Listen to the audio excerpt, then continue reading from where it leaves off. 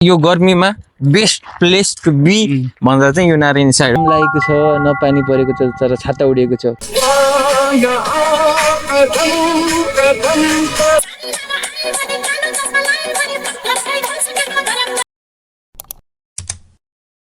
के छ सबैजना सन्चै हुनुहुन्छ होला, आएर हुनुहुन्छ होला। सो आज दाजुभाइको चाहिँ सानो प्लान भएको भएर चाहिँ हामी नारायणसम्म घुम्न जाँदैछौँ र नारायणसम्म घुम्न जाँदाखेरिको प्रोसेस यहाँबाट बाटोमा कस्तो छ के कस्तो छ र त्यो बाइक नारायणमा चाहिँ कस्तो कस्तो दृश्यहरू देखिन्छ त्यो पनि हामीले देखाउनेवाला छौँ।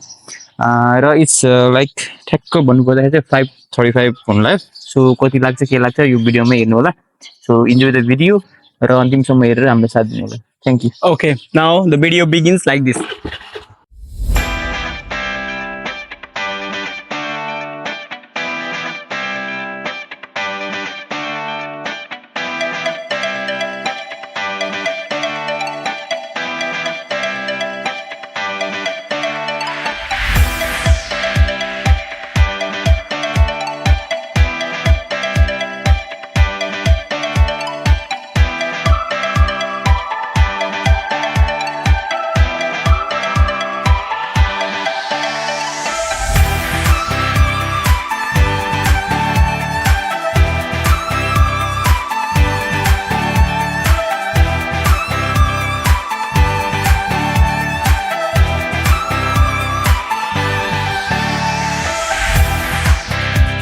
हामी चाहिँ अहिले झरिसकेका छौँ है त। अब हाम्रो पैदल यात्रा रहनेछ, शिवालय मन्दिर भनिन्छ है। अनि त्यसपछि यताको दृश्य तपाईँले हेर्न सक्नुहुनेछ। दृश्य एकदमै राम्रो रहेको, रमणीय दृश्य रहेको छ है। अब हामी चाहिँ back to the video. Oh my God,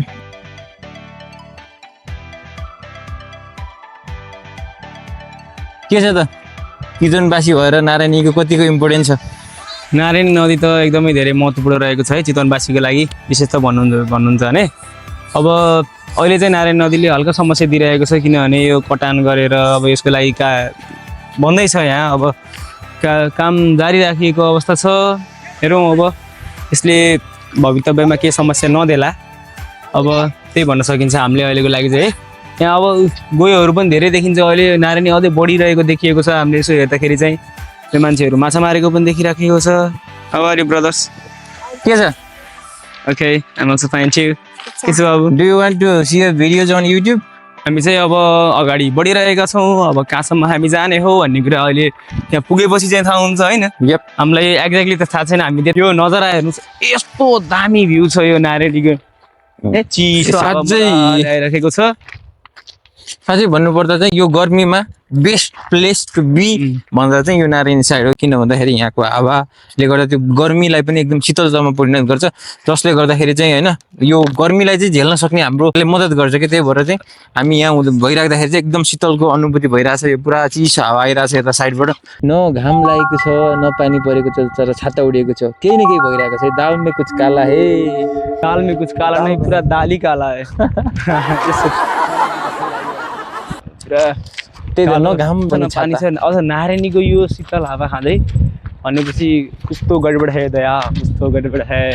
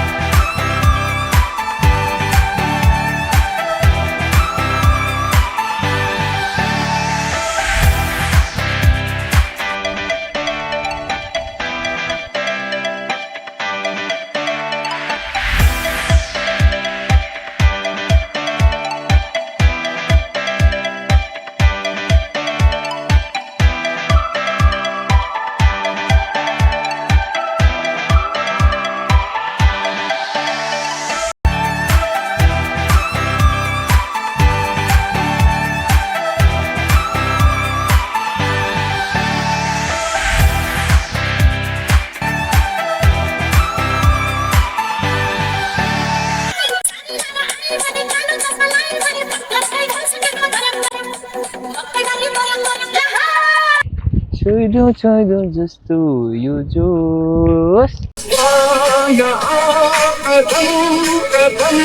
अब भिडियो सुट गर्दा गर्दै अब भाग्नुपर्ने स्थिति आयो, किन भन्दा माथिबाट पानी आयो, त्यही भएर हामी अब घरतिर जाँदैछौँ। भिडियो चाहिँ जस राम्रै भयो होला, हेर्नु यहाँसम्म पनि हेरेर सहयोग गरिदिनु भएकोमा तपाईँहरूलाई धेरै धेरै धन्यवाद। र भाइको च्यानललाई चाहिँ एकदम सब्सक्राइबहरू गरिदिनु होला, माया गरिदिनु होला। देश नछोडिकन बाहिर नगइकन आफ्नो देशमा केही गर्छु भनेको युवा हो, त्यसैले सपोर्ट गरिदिनु होला। या द्याट्स मच मेरो तर्फबाट चाहिँ। र भाइको तर्फबाट के भन्छु उसले भन्छ। ल हामी चाहिँ यस्तो ब्युटिफुल भ्यू हेर्दै थियौँ, भ्यू पनि सायद बवाल देखिरहेको छ है। यस्तो ब्युटिफुल भ्यू हेर्दा चाहिँ के गर्नु, अनलकी अस भनौँ होइन। पानी चाहिँ धेरै दनादन परेर जस्तो हुन थाल्यो यहाँ। अब पानी मस्त हान्दा चाहिँ मोबाइलमा पनि पुरै पानी परिरहेको छ, ए हात पनि रुजाइसकेको छ है। ल अब चाहिँ हामी हाम्रो घरतिर लाग्दैछौँ, भ्यू फेरि अख्खा आइरहेको नि त। ल bye, this much for today, keep on loving, do like, do share and do subscribe to my channel. Okay, अनि जतिले पनि टिकटकमा हेर्दै हुनुहुन्छ प्लिज फलो गरिदिनु होला है, लाइक गरिदिनु होला, कमेन्ट गरिदिनु होला, अनि साथीहरूसँग सेयर गरिदिनु होला। पानी ठुलो पऱ्यो आयो बागमती अञ्चल छक्का जस्तो बानी तिर्नु ख्याएर चल्छले फुललाई नै पासी मोरी छिरो खाने कच्चले अनलकी होइन हामी बागमती अञ्चलले पक पक पक आयो बागमती अञ्चलले छक्का जस्तो बानी तिर्नु खाना चल्छले फुललाई नै पासी मोरी छिरो खाने कच्चले अनलकी होइन हामी बागमती अञ्चलले।